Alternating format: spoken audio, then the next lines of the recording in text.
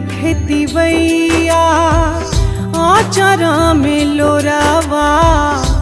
असरा में रहब देव रौरी जी भोरवा झार कर पैया असुआ गिरा बस झार कर पैया असुआ गिरा बस गिरला बन कर सिर काठ कर नैया गंगा जी के तीरवा ताही पबैठी आदि काठ कर नैया गंगा जी के तीरवा